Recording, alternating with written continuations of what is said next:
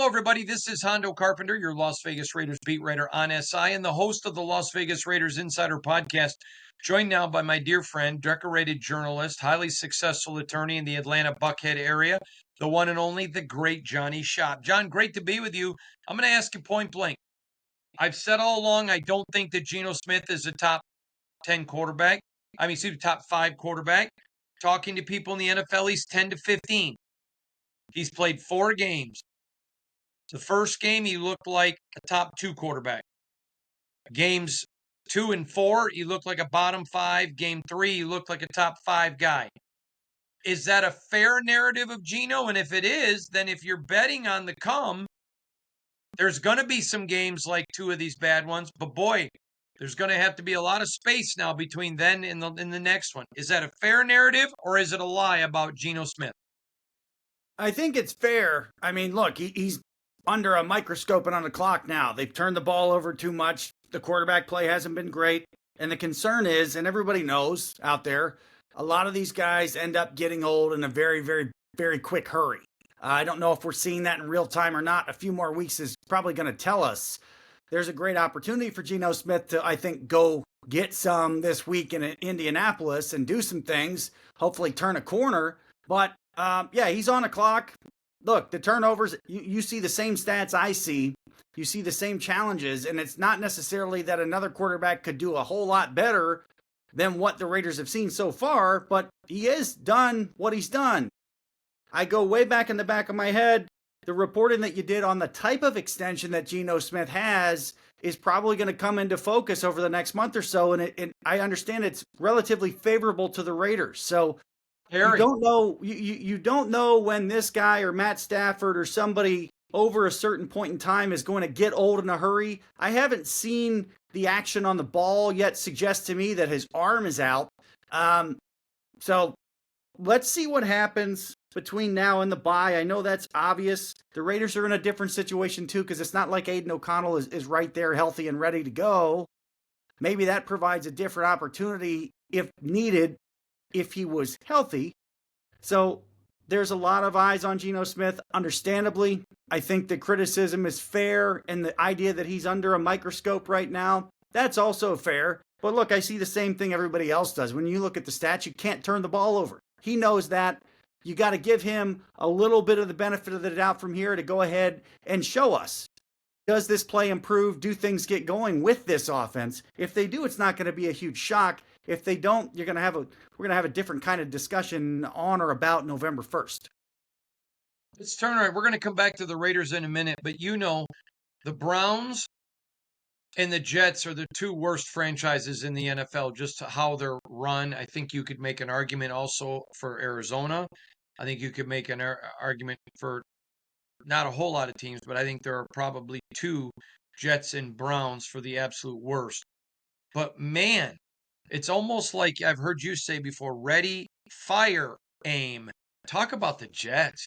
Jets football. We're going to give Bill Belichick complete credit for ready, fire, aim. He coined the Jets. It's sticking. Even my guy up there, Snoopy, knows it's sticking. Now, Aaron Glenn this week is like, he's got the frustration. Let's talk about it for a second. Because the idea of the Jets is the promise that you can win in New York. You can win big. It's going to be a big deal, a big splash. You've got this classic franchise in the biggest market that has just stunk for a long time. Let's talk about some reality of ready, fire, aim. Since Woody Johnson bought that football team in 2000, the Jets' all-time regular season record is 173 and 231. They've only won 43% of their games. So if you're thinking that Aaron Glenn's going to come in and suddenly go 10-6, you're talking about a massive flip of the script. It's funny to see Glenn already frustrated, not even at the early part of October, talking about when there's a breakthrough, this thing's going to pop. Well, that's what the last half dozen guys who coached the New York Jets thought. And the last I saw, the only guy that really did much with it was Rex Ryan, who doesn't get enough credit, and I'm not a Rex Ryan fan. He doesn't get enough credit for the games he had them playing, and he had them playing in the title game a couple years with Mark Sanchez, a quarterback that came out prematurely, for God's sake. So this is a franchise issue. It's not good to see Aaron Glenn so frustrated so early, but my concern is that owner. The owner is a concern. If Aaron Glenn went in and told him this is what it's really going to take to turn it around and how long I think it's going to turn, do you think Woody Johnson has that kind of patience? History would suggest he does not. There's a reason other people didn't want this Jets job. And as far as I'm concerned, until they at least get to 500 under Woody Johnson, let's start by looking at the owner before we get too critical of anybody working or coaching for those Jets. I agree with you. He is such a terrible owner. It's just phenomenal to me. And I remember when Jets fans wanted Rex fired. And I'm not a Rex guy. Made no sense to me. All right, Jared Goff. Now, I'm from Michigan. You went to school in Michigan at Michigan State. I have so many friends and family that are just ticket holders and Lion fans galore. Jared Goff has just gripped this team. And I'm not saying he's Greg Landry, but he has gripped this fan base unlike any quarterback they have had. It's pretty impressive. Your thoughts on what Jared Goff is doing? Well, it's an interesting week for Goff because he's crossing over now. He's going to be known as a Lion probably for the rest of his career. The reason being he's played 69 games with the Rams and 69 with the Lions. My thoughts on Goff are somewhat broad, and they start with the fact that I'm not a Lions fan, nor am I a Goff fan. I was not terribly impressed when I saw that the guy... Yeah, and I wasn't too impressed when he didn't really know which way the sun rose from, or that's what made it into a fantastic season-long Hard Knocks that is still worth seeing if you have access to a season with. You get to see Sean McVay right at the start, Jeff Fisher at the end, etc. What an impressive turnaround. I wasn't sold that Goff was done when Sean McVay said, basically, we think there's a significant upgrade with Matt Stafford and/or this is starting to malfunction with Jared Goff. But there were some issues there. To his complete credit, and to the surprise of a lot of folks who didn't think that the Lions were necessarily the place to go to reboot your quarterbacking career, his numbers are really good. This is what the numbers are. And everybody out there should know the number one stat for the quarterback is the win-loss record. Jared Goff is 41, 27, and 1. That's pretty good. Those are not Jets numbers, folks. The other number that really matters, a 124 to 41 touchdown to interception ratio.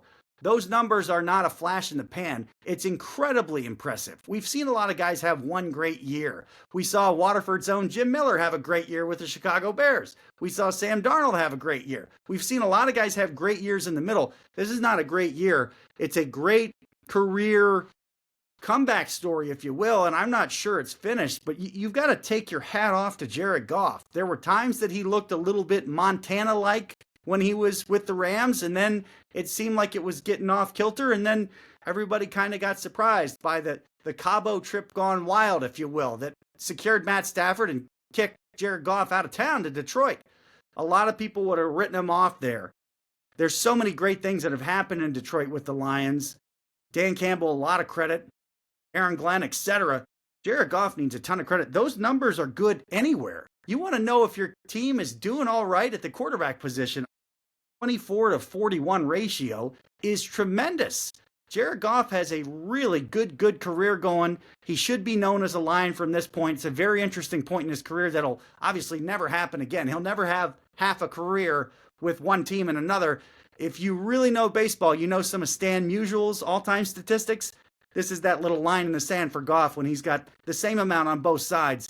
Really impressive comeback for Goff. Last Thursday, I had a person ask me if I thought the balls were juiced in football because of the distance that the ball's being kicked. I'd never thought of that, and then you brought it up. Give me your thoughts on this. There's some attention is coming and some big names on the record like Vic Fangio talking about the new situation with the balls. Now understand, folks, in the years past, to quote Vic Fangio, officials would rub down the balls, other people would rub them down, you'd play with them. Now the balls are in-house all week and they kick those balls that they've had and nobody else touches them. So what we have is footballs that are being kicked, that are being protected, preserved, organized, designed, fluffed, whatever you want to say, to get the boot. And as a result, we're seeing the ball fly an awful long way when it comes to field goals. We're also seeing a revolution in the kicking game. To be fair, I think is is making more progress than I thought it was after week 1 or 2. We're talking, of course, about the kickoff. Many of the folks out there understand I would like to see the kicker move back a couple of yards, the line moved up a couple of yards, because I want the initial impact closer to the 20 or 25. I think there's room for improvement there, but I also think you've got to credit them. I finally saw a couple of the touchbacks gone wrong where the kicking team didn't execute the kick well, and they're all of a sudden at the 20 like it's the old days. We like that a lot more than people getting the ball at the 35 or beyond. So you've got kicked balls that are not being touched by anybody else, sets up for more opportunity for field goals to be going at a longer distance. And a longer term question, Hondo, for you, me, the folks in the competition committee is, if you want to start monkeying around a little bit with the kicking game, is it time to start monkeying around with the value of the field goal? Should there be a range where a field goal is only worth 1 point, maybe worth 2 points, 3 points, or more? Is that possible? We know for us super nerds who are listening to this stuff and can't get enough, we know the CFL is making some changes in the way they design their field, and maybe they're moving the goalpost back, and maybe they're looking at a 15-yard wide end zone. Is there any opportunity ever for an expansion of the end zone? I know you get stadium issues there. I wouldn't think so, but maybe we ought to consider moving around a little bit with the value of a field goal or the value of a kicked ball. I don't know if that's what's coming down the road. We talked about this last week on one of my podcasts. I think it was 60 yards. I think it was 60, make it a 4 point, and over 70 a 5. We'd have to think about this. You know, we know what we're really confident on how long the field is. We've got that part down, right? So there is probably some math, and I don't want to go on who's made what kicks, but maybe just cut the field up and decide, should there be a situation where essentially anything from the extra point and in is only worth 1 point? If the league wants to get more plays, more people going for fourth down, I would think that would do it, might do it. It's interesting, but what we have right now is a juiced football. You're seeing it kicked further and further. You're seeing people talk about 70-yard kicks. And all of a sudden, somebody out there, I hear you laughing in your car at the old Lane Kiffin sending out Sebastian Janikowski. He was so close, just a couple decades too soon. 100% agree with you. John, I want to turn our attention. Another Colt retires mid-season. Is this becoming an odd trend? What we have here, for those that are not aware, and obviously some of you are, is one of the Colts has just retired. We're talking about Xavier Howard. He missed all the last year after being with the Dolphins. He just pulled the plug on his career this week with the Colts. The reasoning is, I don't want to get into the reasoning. Let me tell you what I think is going on. I don't think he can play anymore. He realizes he can't play at that level. He doesn't want to get cut. He doesn't want to get demoted. He just wants to get out. So he's pulled the plug. Now, this is the second time in the last 15 years or so or more that a Colt has pulled the plug during the season. We do not know if that's going to affect the Colts' chemistry or how it's going to affect them. But some of us have talked about the fool's gold that is the Indianapolis Colts so far. We saw a little bit of that pop last week. We may see it pop this week if the Raiders can go in and take care of business. This is a chemistry alert. Chemistry alert in Indianapolis. You've got a cornerback hired by the Colts because they have a need at the cornerback position, which is something we hope to see exploited this weekend if you're pulling for the Raiders, which everybody out here is. Now we've got a situation where Xavier Howard just ups and goes. Regardless of what is said, I think the way that you judge these is, what do you see on the field? What do you see on the sidelines? Do you see any signs of guys quitting? Do you see any signs of guys unhappy with each other? We don't know if the other 52 guys in the Colts are okay with this, saw this coming, think it's the right idea, or if this is some kind of a shock. No, this is not Andrew Luck retiring when he did. It's not. But this is the Colts again, and they didn't do too well with that last time. We are going to get a first look at what impact, if any of it, it has on the Colts. It's an interesting story from a bigger picture. The first time a lot of us remember this kind of thing happening was when Jim Harbaugh ground down the 49ers to some of them to retire before they were 30, quite frankly. Some of the guys you could think probably could still be playing. That was 10, 15 years ago. We're in a different era now. This is not going to be the last guy to retire during the season. I can think of a couple teams, including one that Howard used to play for, that you wouldn't be shocked if somebody ended up doing that. It's a different time in the NFL. This is not Bill Parcells or Marv Levy's NFL. As sure as heck isn't Tom Flores' NFL. Can you imagine a guy retiring during the middle or the early part of the season back then? Of course not. It's not to judge. It's a different era. What's interesting is, how do the Colts respond? Is their secondary even more susceptible? Can they replace a guy who, quite frankly, looks like he just kind of threw up the white flag and realized, I can't play anymore or I don't want to, so he pulls the plug at the start of October? Now let's talk about a brownout. Dylan Gabriel, Shedeur Sanders. Brown said they're going to evaluate both rookies. Your thoughts? This is what they're supposed to do. Thank you for listening if you have over the years. We've talked about this. We've talked about the concept of the rookie contract. You got to find out if your quarterback can play as soon as reasonably possible. The Colts know Joe Flacco can play. Tyler Palko is out there still saying, look at my guy Joe. That we know. We don't not know if Gabriel can play, so now it's time for the Browns to find out. They need to get him out there. They need to find out if he can play, what he can do, what he maybe cannot do, so they can figure out, is this a guy that we might have a future with as a starter, as a backup? And I do also predict, as I'm sure you do, that they're going to get to a point this season where they've got to throw Sanders out there to find out what he can do. I don't think he's done a very good job handling himself, even with the mime answers this week. That's Let me just say this. I didn't have an issue with the mime, and I'm going to tell you why. Because Rex Ryan, who I'm not a fan of out there, the kid needs to shut his mouth. I kind of thought he was having fun with it. I'm not going to have an issue with them. Listen, I got plenty of issues with stuff that Shedeur's done, and I love the kid. I don't have an issue with that. Yeah, I see the accumulating issues, but this can all be put to the side. If you're Shedeur Sanders, you're going straight down the highway now at a safe speed, knowing you're going to get the ball at some point this year. There's nothing but an upside for the Browns to find out who can play and who cannot. Regardless of their owner, regardless of everything they're doing with airspace and trying to get a dome and a new stadium and all this stuff, whatever. They got a really proficient head coach who's going to be able to identify whether the quarterbacks can play.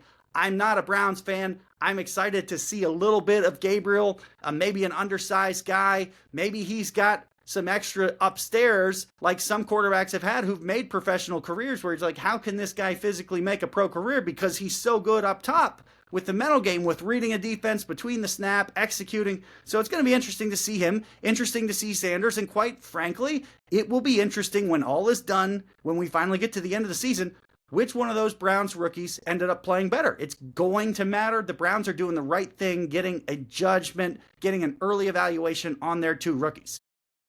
Go Dome in Cleveland, Green Bay, or Chicago. Period. I don't want to see it. All right, quickly. How are we doing in our fearsome foursome, Johnny? Your change of mind to go with the Chiefs last week over your Ravens pull cost me another week. You are 3-0-1. We have tied 1 week. You have won 3 weeks. We have 4 games and then a small extra point shank, if you will, to pick them. This is a real easy week. Of course, everybody wants to see Washington at Los Angeles. We're talking Commanders at Chargers. Jaden Daniels is back. The Chargers on the ropes a bit. I know what the Raider fans want here. Commanders at Chargers, late game. Chargers. I don't even think this is close. I think they're better than the Commanders. And I've seen them both in person this year. I think the Chargers are better. You know, you might be able to lose a guy, maybe 2 out of your starting 22. How many can you lose? Have the Commanders lost too many? Yes, they have. I am taking the Commanders, not because I'm a homer, but because they got to tighten it up. And I think this road trip is where some magic begins to happen for them. We saw a fantastic game that we knew was coming with the Eagles and the Bucs last week. We also saw, if you remember all the way back to last Thursday, Seattle taking care of some business. I like this game a lot. Tampa trying to bounce back, a long trip to Seattle. Weather always an issue now, starting at this time of year in Seattle. Tampa at Seahawks. I'm a buyer on the Seahawks. I'm riding Seahawks here big. I think this is a big win. We know I love Jackson Smith and Jigba and Ken Walker. I like the Seahawks here. I think that the Philadelphia loss last week took a little more out of Tampa than they're going to want to admit. And I can't wait to see that one. I think it's going to be a good one. Now, I am growing higher on the Broncos by the snap. I like the way they are playing. They are now going into Philadelphia in what could be somewhat of a preview. I think it's a measuring stick for the Broncos. Can they measure up? Well, Philly will punish them. You're going to be able to argue that these are the glory days of the Philadelphia Eagles. We talked about it before this season begins. They can get into some serious dynasty talk and get themselves a couple of shows and a couple of shirts and logos and all that kind of stuff if they somehow win a Super Bowl this year. I like the Eagles, and I am not concerned 1 ounce of 1% about Brown or any kind of chemistry. So get out of here. That team's winning too much. The last one is obvious as well. I feel like I am so often premature in trying to champion people on the rise. Jacksonville would be one of them. In the past, I was too high on them and they bit me. Now you have the Chiefs going to the Jaguars. Biggest event in the Low Country in a long time. We're talking about the big time for Jacksonville. Kansas City at Jacksonville. Duval. Boom. Chiefs. Patrick Mahomes' curse. They don't beat him again. It's tough to overcome, isn't it? I like what's going on in Jacksonville. When ETN is healthy, I think he is a difference-making back. He is super quick to wherever he wants to go. There doesn't seem to be a lot of wasted motion. I like what I see there, but I am extremely high on the Chiefs, and I think they're going to get better and better, so I'm going to take Kansas City as well. Now, the extra point is almost an extra point of doom. Somebody's going to get hurt after this one, and this talk about John Harbaugh has begun. We've heard it, obviously heard it here. We're starting to hear it, and you're going to hear it after this weekend. Houston at Baltimore. This could be the serious beginning of the end if things go wrong for Baltimore at home. Well, I was the first national guy to announce this, just like I was about Belichick and others, and I'm not budging, but it's not going to be because of this game. John Harbaugh and the Ravens will respond. No Jackson, no chance. Now, let's talk about the Ravens for a chance. So, yes, mark me down for Houston. The Ravens can't stop anybody right now. Look at how many points they've given up. Other than the Browns, which is, I mean, okay. They got a real does problem. Vegas even have a spread on this game? Oh, for sure they do. For sure they do. I'm going to pull that up, but when I look at what's going on with the Ravens, they can't stop anybody, and this is a huge problem. Now, if you add to that the challenge for them scoring, you've got a recipe for disaster. This is Houston is giving 2 points. On the road, they're giving 2 points. So if you want to play it natural, you're looking at they believe Houston is 5 points better. That's not good. I believe this. I believe this without any question. Houston is on a franchise on the way up. We know that their core is young. They've got injury issues they're working through, but there's no sweat. They're just injured. Yeah, and there's no sweat. They got a fantastic young coach. They got the new ownership. They're going in the right direction.